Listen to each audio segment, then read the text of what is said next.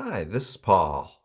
One of the most challenging parts of ham radio, especially for any new ham, is finding a suitable antenna.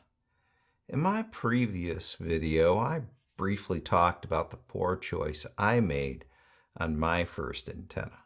And today, I'll discuss the antenna I found for my situation. When looking for an antenna, we all like the big 100-foot tall multi-band beam. But for most of us, that really isn't an option. So to avoid making the same mistake twice and wasting more money, I decided to look at my situation and specifically the constraints that I face and that I can't reasonably change.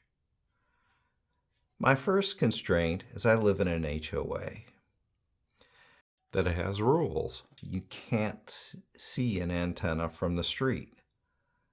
Well, I like ham radio. I don't like it enough to move. My second constraint was, like most people, I want to be a good neighbor. I just don't want to anger the people next door. Being a good neighbor is important to me. The third constraint is the physical area I have to work with. My backyard is only 15 feet deep, 80 feet long, and then my house is only 25 feet tall at the center and about 14 feet tall at the sides. Fourth, I live in Houston, which is hurricane territory. So the ability to take it down and put it back up easily is important. I have noticed that a lot of antennas look wimpy and would struggle with the high winds we encounter in Houston. Fifth is my level of knowledge. I'm pretty much a beginner at this, and antennas can be expensive, and trial and error really isn't a great plan. So I began my search at my local hand club, and everybody I asked had a different suggestion. However, they all seemed to congregate around the traditional dipole.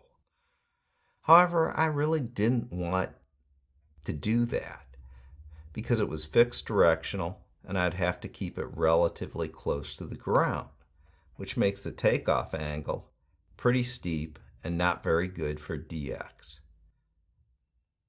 Interestingly, a YouTube video popped up in my recommended list from a channel called DX Commander, and he makes and sells what's called a vertical dipole antenna.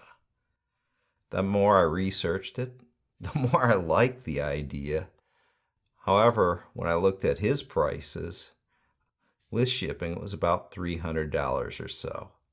I really felt uncomfortable taking the risk on an unknown antenna at that price after my last experience. So I decided to build one. All I needed to do was get about 33 feet of wire vertical in the air and some ground radials. Fortunately for me, I don't have any trees that tall in my backyard, so I had to buy a mast. I ended up going to Amazon and buying a pole for about $82 and some cheap wire for the ground radials. Here it is in all its original glory. To hold it up, I just used an old tree stake and some U-bolts. I laid the ground radials on top of the ground and used a terminal strip I had lying around to attach all the ground wires to. I was shocked at how well it worked. Using FT8, I was able to make contacts all around the world. Now don't get me wrong, it isn't a Yagi, but it's a great compromise antenna for a small place in an HOA restricted subdivision. So my next step was to make the installation more permanent and fix some of the mistakes I had made. The first thing I decided to replace was the 4x4 I was using as a base.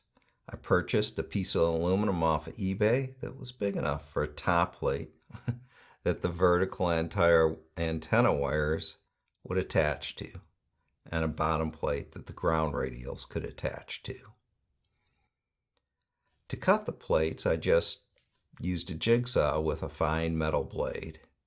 I then drilled and tapped the holes to attach the wires. This is what the base plate installation looked like.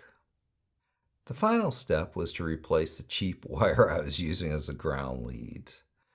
I purchased the wire off of Amazon and it immediately started to rot. When I went to move it to cut the grass, it would just break and was unrepairable. So I went to Home Depot and purchased some 14 gauge THHN wire that has held up great. Here's the final installation. I drilled a hole and installed a through-hole connector to get the wires into the house, and I installed a ground rod and a lightning interrupter and the base plate. I decided that the tree stake did a great job holding it up, so that stayed. As for the antennas, I have a 20 meter, a 40 meter long, and a spare wire for a future 80 meter antenna. By the time the project was done, I had about $300 into it.